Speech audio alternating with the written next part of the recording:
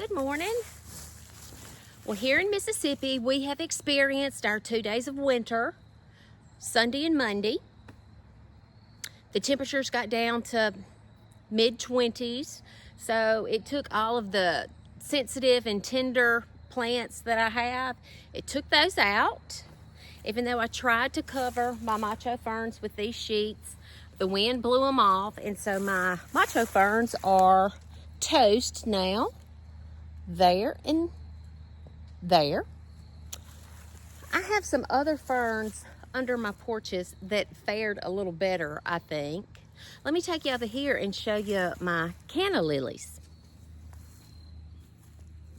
I have 2 pots in this hydrangea bed. The canna lilies, yeah, they're gone. Just for this year. They're so hardy though. They'll be back next year and multiply. So that's good. But for this season, they're out. There were some ferns in there that I don't think, well, I could probably dig those out and bring them inside. And maybe they'll come back next year. Those are Kimberly ferns. Sometimes they do a little bit better. The ornamental kale survived along with whatever kind of sedum that is. And the few little pansies and Dusty Miller that I have, that survived. This little pot looks halfway okay. Now this is salvia. That's some that I winter sowed, and it looks great. This right here is the evolvulus, blew my mind evolvulus. And it did look good until we got down into the 20s, so it's gone. Pansies still look good. The dianthus looks good. Now this was an annual container with coleus and begonias and, oh, I don't know what else. But anyway, it all looks bad, so I'll have to do something with that. But the sedum is still standing. I'm afraid that the cold did kind of zap these encore azalea blooms. The plant itself is fine. The blooms just got nipped. And I could go on and on and on showing you the things that didn't make it, but really, who wants to see ugly in the garden? We all have it. We all know what it looks like. We all knew it was coming. There was really nothing I could do about it. It happens. It'll be pretty again next year when I buy some more macho ferns and put in these pots. So we can just expect it. But one thing, like I said, we had our 2 days of winter here in Mississippi, and that's kind of true. Although we do have, you know, our winters, I'm in a zone 8A, and our winters will get, you know, we'll be in the 30s of, you know, for a few days. We'll get some 40-degree temperatures, things where annuals won't live all winter long. But I swear, sometimes our coldest days are in what you would consider spring, March and April. Just about the time when the kids are going to track meets and you're sitting up in the bleachers with no windbreak around you whatsoever, and they're on the track running. Those are some of the coldest days that we experience here in Mississippi. It's brutal. But anyway, today is November the 13th. The temperature is like 65 degrees out right now. You can hear the acorns falling on my tin roof. It sounds like shotgun blasts. And I think the high today is supposed to be 74. So in the South, there's the saying, if you don't like the weather, just wait a few minutes. The temperatures are going to turn for you. But with it being November the 13th, everybody is getting in gear and starting to decorate for Christmas. I know a lot of people are like, I am not going to decorate until after Thanksgiving. But if you work in retail, where you're actually selling these Christmas items to people, you have to get your stuff out and get it there for the public to see and hopefully buy before the Christmas season. So that is now. And we are actually having an open house at one of the pharmacies where I work, Winona Drugs in Winona. The open house is Thursday, Friday, and Saturday. And so we've already decorated that place all up, and it looks really good for the Christmas season. But one thing that I realized when I was doing the decorating over there is a lot of people don't know how to make Christmas bows. And so I thought I would hop on here and show y'all how I make Christmas bows. I think it's really fun. Some people just don't have the knack for it, but it's very simple. And I'll tell you who I watched to learn how to make bows is a fella by the name of John Mark Sharp. He's in Germantown, Tennessee, close to Memphis. And if I'll try to link his channel or his site, but he makes the most beautiful bows you've ever seen. He actually designs his own ribbon and goes somewhere overseas and gets all of his ribbon made, and they are exquisite. But anyway, I'm going to show y'all a simple way to make bows for the upcoming holidays. If you want to put them on your Christmas wreath, or if you have some garland and you want to put some bows on either side of your garland, this is one way to make easy, quick, simple bows for your wreaths or for your garlands. And what you need is ribbon. Now you can do a monochromatic bow. I kind of like to do bows that are several ribbons together. In fact, I'm doing these bows for a friend of mine. She says she can't make bows. Would I make them for her? And I said sure. And this is the first one that I've done. She's kind of have like a Grinch Christmas tree. So I made this bow for her. And this is using 3 different ribbons, but I'll kind of show you how I did that. The best way to do it is if you have a big, wide 4-inch ribbon, like for your back loops, but I don't have any of that, so I'm just using what I have. And we're gonna go with, what we have is a 2.5-inch wide ribbon. You're gonna need scissors.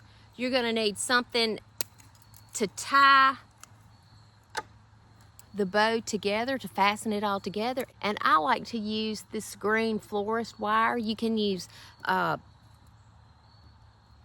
twine, you can use a pipe cleaner, just something to, pinch it all together and hold it together. If you're putting it on a Christmas tree, you can use like the bendable branches of the Christmas tree. But I'm gonna start off with a 2.5-inch ribbon, and you hold it. My left hand is my non-dominant hand, so I'm holding it in my left hand, and I'm gonna put it right there and give it a little bit of a tail. And then I'm pinching it right here, and I'm making a loop.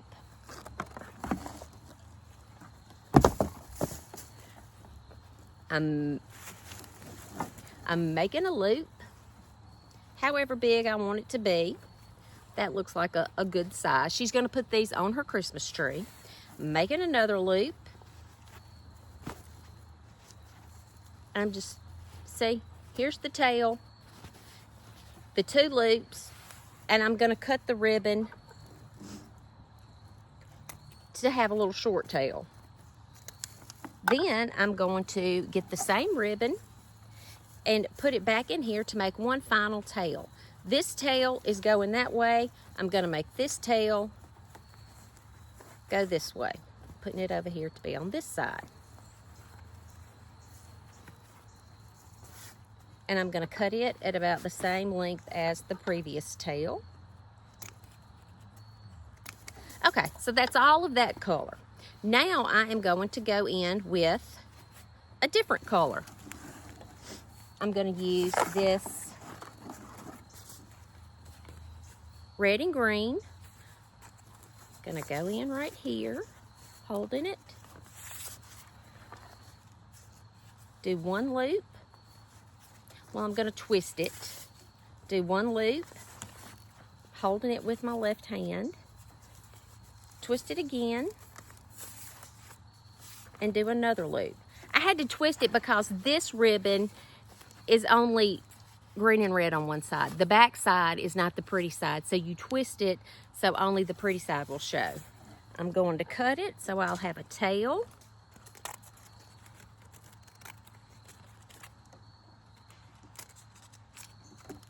And then I'm going to put,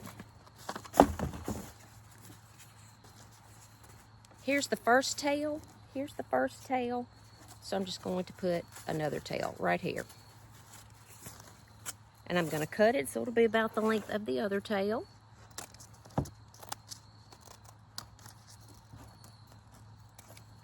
Okay, now I'm going to go in with a third ribbon. Okay, so these are the 2 ribbons that I have in here so far. Now I'm going to put a third ribbon in here. Now this ribbon is a smaller ribbon. This is probably 1.5 inches. So I'm gonna go in and use a little of the, that's nature's sound effects up there. More acorns hitting my tin roof. This is a red and white stripe.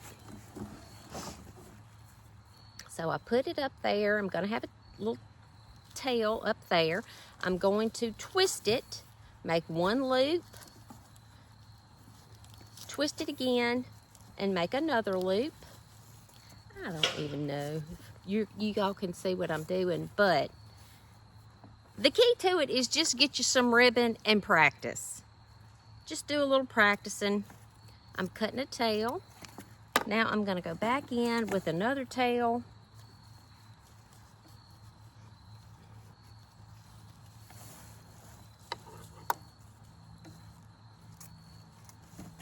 And then the last ribbon that I'm going to use is this pretty green. Oh, and another thing that I forgot to mention is that the ribbon, these bows won't hardly work if the ribbon is not wired on each side.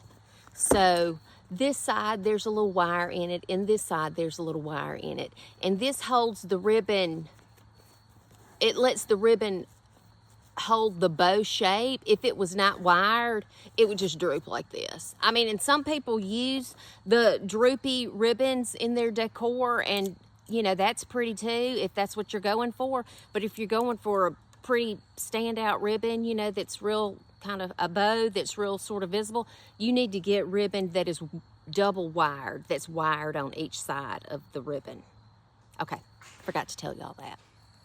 I don't know if you can see it sparkling or not, but it's cute.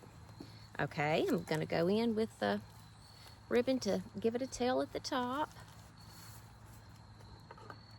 I gotta do my loops.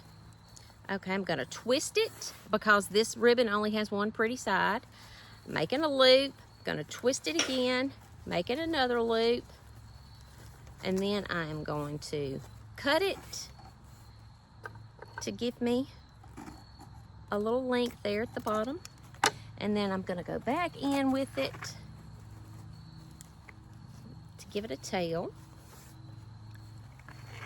At the bottom, I'm cutting it at the same length, pretty much. Okay, and now I'm gonna use my wire, and you see where I'm holding all this together? I'm gonna take my wire and put it right here where my thumb, where I was holding it like I was saying okay. I'm putting my wire right there where I was saying okay in my bow, and I'm just gonna, like a bread tie, that's what John Mark Sharp says, twist it like a bread tie. I'm going to twist it really well, and there's your bow. Then you kind of fluff it up, get all of the colors to show, all of the different patterns of the ribbon to show.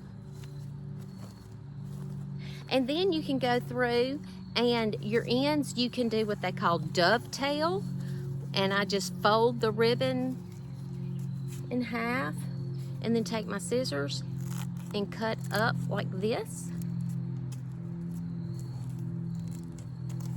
which gives the end a more finished looking dovetail. Call it a dovetail. Yeah. But that's it. That's how I make bows. It's really easy to do. Once you know, try it, it gets easier and easier with each bow you make, and you can knock a bow out in no time at all. And here at my house, I'll probably start decorating my house maybe this weekend if I can get some of the boys to drag all of my stuff out of the attic space, because those boxes are heavy and I'm not that strong. But yeah, I decorate my fence. I put garland and bows on my fence. I put wreaths on my windows. I put lights on my windows, and then I don't know, I do all kinds of stuff inside. So if you're interested in that, stay tuned and maybe I'll film some of that for you. Anywho, here's to bow making. Y'all have a good day. Bye.